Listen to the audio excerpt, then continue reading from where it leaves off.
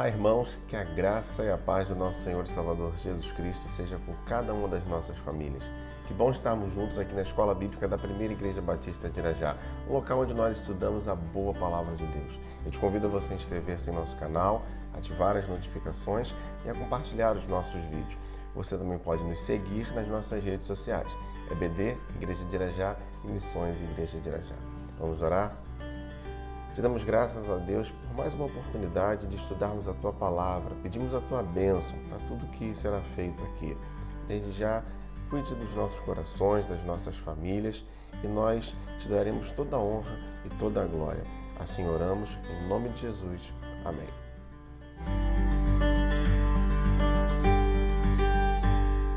E nesse trimestre nós seguimos estudando os ensinos de Jesus no Evangelho de Marcos. Utilizamos para isso a revista Compromisso da editora Convicção. O título da lição de hoje, o Evangelho em outras paragens. Evangelho de Marcos, capítulo 7, versos de 1 a 4. Os fariseus e alguns dos mestres da lei, vindos de Jerusalém, reuniram-se a Jesus e viram alguns dos seus discípulos comerem com as mãos impuras, isto é, por lavar. Os fariseus e todos os judeus não comem sem lavar as mãos cerimonialmente, apegando-se assim à tradição dos líderes religiosos. Quando chegam da rua, não comem sem antes se lavarem e observam muitas outras tradições, tais como o lavar de copos, jarros e vasilhas de metal. O estilo de vida de Jesus incomodava a muitos. Esse texto ele não é um ensinamento sobre não termos boas maneiras ou não termos higiene pessoal. Isso são coisas boas, sim, que devem ser observadas. Mas o texto aqui ele está apontando para o preciosismo que está sendo trazido sobre certos ritos cerimoniais, pois os fariseus eles não estavam preocupados com a higiene, e sim com o rito em si mesmo. Jesus ele foi muito criticado por apresentar um estilo de vida que sobrepunha os simples ritos religiosos. Veja bem, eu não estou aqui falando que os ritos e as tradições são algo que devem deixar simplesmente de ser observados. Mas o importante é saber é que eles jamais devem substituir ou sobrepor uma vida submissa e rendida ao senhorio de Cristo. Cada uma dessas observâncias, elas têm sim o seu lugar, mas não como critérios fundamentais de santificação e vida com Deus. O que realmente importa na vida com Jesus? Evangelho de Marcos, capítulo 7, versos de 5 a 8. Então os fariseus e os mestres da lei perguntaram a Jesus: por que os seus discípulos não vivem de acordo com as tradições dos líderes religiosos, em vez de comerem o alimento com mãos impuras? E ele respondeu: bem profetizou Isaías acerca de vocês, hipócritas, como está escrito: este povo me honra com os lábios, mas o seu coração está longe de mim. Em vão me adoram, seus ensinamentos não passam de regras ensinadas por homens. Vocês negligenciam os mandamentos de Deus e se apegam às tradições dos homens. Aqueles fariseus e escribas, eles faziam dos ritos uma finalidade, de modo que a vida religiosa estava sendo resumida à observância de certas práticas. Jesus ele caracteriza os que assim procedem como hipócritas, pois o exercício religioso ele não deve ser nunca desconexo do coração. Não adianta falar que honra a Deus ou mesmo fazer algo nesse sentido se o coração não está voltado para o Senhor. Esse tipo de produto religioso será uma adoração vazia, que não agrada a Deus. Irmãos, cada coisa tem o seu devido lugar, mas tudo tem que ser feito com o coração.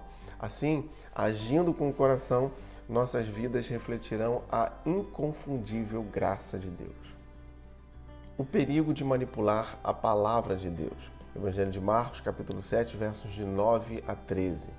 E disse-lhes: vocês estão sempre encontrando uma boa maneira para pôr de lado os mandamentos de Deus a fim de obedecer às suas tradições.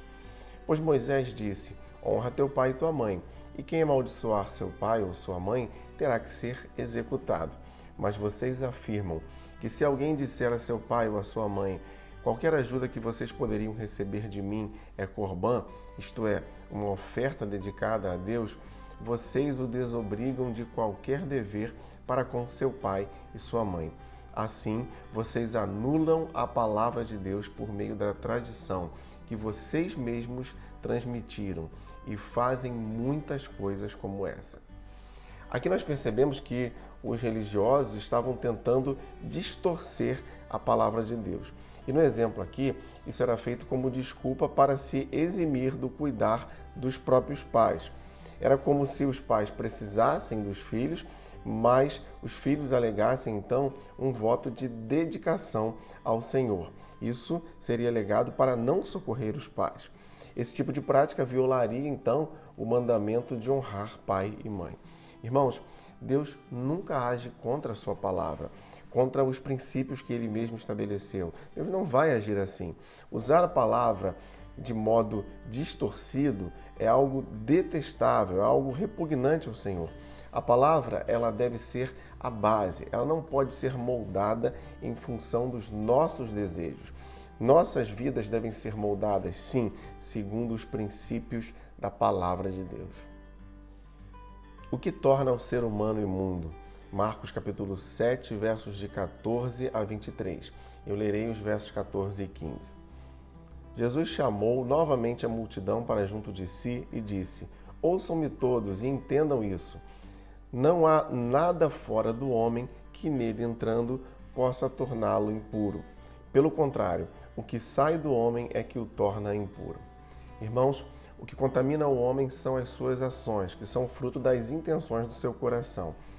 Evangelho de Lucas, capítulo 6, verso 45, a parte B. Porque a sua boca fala do que está cheio o coração. Isso aqui não é um ditado popular como alguns pensam, mas é um ensino bíblico. Algumas pessoas podem até tentar viver uma vida boa, mas no fundo seus corações estão cheios de maldade, ódio, rancor, mentira, soberba, malícia. Isso é o que contamina o homem. Jesus está confrontando aqueles que viviam uma vida falsa, apenas observando as práticas religiosas, demonstrando algo que não condizia com o seu coração. Evangelho de Marcos, capítulo 7, versos de 20 a 23. E continuou: o que sai do homem é o que o torna impuro, pois do interior do coração dos homens vêm os maus pensamentos, as imoralidades sexuais, os roubos, os homicídios, os adultérios, as cobiças, as maldades, o engano, a devassidão, a inveja, a calúnia, a arrogância e a insensatez. Todos esses males vêm de dentro e tornam o homem impuro. Devemos então, irmãos, cuidar das nossas ações, mas principalmente devemos cuidar dos nossos corações. Jesus atende a oração de uma mãe aflita. Marcos capítulo 7, versos de 24 a 30. Jesus saiu daquele lugar e foi para os arredores de Tiro e de Sidom. Entrou numa casa e não queria que ninguém o soubesse. Contudo, não conseguiu manter segredo a sua presença. De fato, logo que ouviu falar dele, certa mulher cuja filha estava com um espírito imundo veio e lançou-se aos seus pés. A mulher era grega, cirofenícia de origem, e rogava a Jesus que expulsasse de sua filha o demônio. Ele lhe disse: deixe que primeiro os filhos comam até se fartar, pois não é correto tirar o pão dos filhos e lançá-lo aos cachorrinhos. Ela respondeu: sim, Senhor, mas até os cachorrinhos, debaixo da mesa, comem das migalhas das crianças. Então ele lhe disse: por causa desta resposta você pode ir. O demônio já saiu da sua filha. Ela foi para casa e encontrou sua filha deitada na cama que o demônio já tinha deixado. Essa foi a história de uma mãe que, em meio à aflição por sua filha, ela foi ter com Jesus. E nós aprendemos aqui algumas lições muito preciosas. A aflição pode nos levar ao encontro com Deus. Ela vai nos direcionar para o Senhor. E o encontro com Deus fará toda a diferença em nossas vidas. Nós também devemos nos prostrar diante do Senhor, reconhecendo nossa insuficiência e submissão diante daquele que tem todo o poder. Outra, as aflições nos levam a superar limites e dificuldades. Aquela mulher superou algumas dificuldades. Ela chegou até Jesus, ela superou a dificuldade de ser grega, o impacto também da própria reação de Jesus, que num primeiro momento parece ser contrária àquela mulher.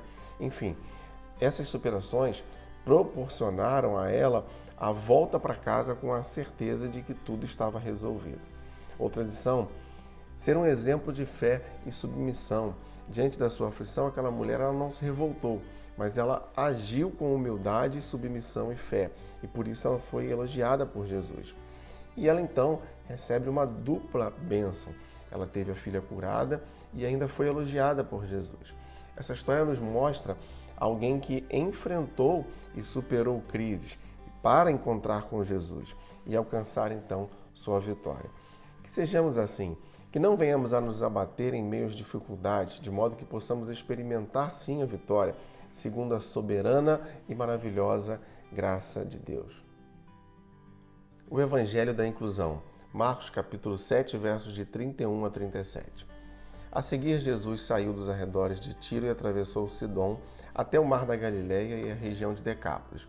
Ali algumas pessoas lhe trouxeram um homem que era surdo e mal podia falar, suplicando que lhe impusesse as mãos. Depois de levá-lo à parte, longe da multidão, Jesus colocou os dedos nos ouvidos dele. Em seguida, cuspiu e tocou na língua do homem. Então voltou os olhos para os céus e, com um profundo suspiro, disse-lhe: Efatá, que significa abra-se. Com isso, os ouvidos do homem se abriram. Sua língua ficou livre e ele começou a falar corretamente. Jesus ordenou-lhes que não o contasse a ninguém. Contudo, quanto mais ele os proibia, mais eles falavam. O povo ficava simplesmente maravilhado e dizia: Ele faz tudo muito bem, faz até o surdo ouvir e o mudo falar. Esse milagre aqui, ele nos mostra como Jesus tratava as pessoas com consideração. Certamente aquele surdo ele era uma pessoa excluída, alguém que todos deveriam se afastar dele, mas Jesus toca nele. Irmãos, Jesus usa o toque na cura desse homem, ensinando que o contato é algo muito importante. A mensagem do Evangelho ela é uma mensagem inclusiva. Jesus recebe a todos para que com o seu toque realidades sejam transformadas. Que sejamos também assim. Olhemos com amor para todos e não apenas isso, que demonstremos o precioso amor de Jesus que transforma vidas. Vamos orar? Graças te damos, ó Pai, pela Tua palavra. Pedimos que o Senhor a complete em nossos corações. Muito obrigado por cada família aqui representada, Pai. Queremos cada dia viver mais próximos, mais firmes debaixo da Tua vontade. Então, o nosso desejo é que possamos cultivar diariamente a intimidade contigo.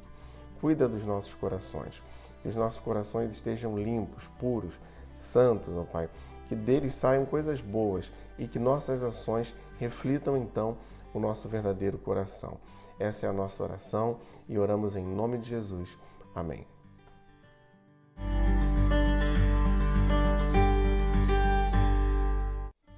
E se você gostaria de enviar sua dúvida ou comentário sobre a nossa lição, você pode fazer isso através do nosso e-mail ou das nossas redes sociais. Não se esqueça de inscrever-se em nosso canal, ativar as notificações e compartilhar os nossos vídeos. Você também pode nos seguir nas nossas redes sociais. EBD, Igreja de Irajá e Missões Igreja de Irajá. Muito obrigado por você que nos acompanha aqui na Escola Bíblica da Primeira Igreja Batista de Irajá. Lembre-se, leia, estude, entenda a Bíblia.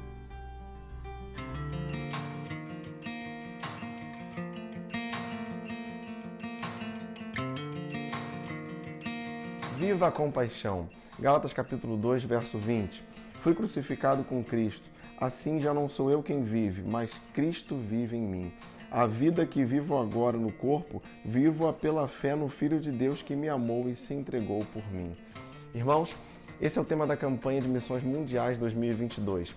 Viva a compaixão.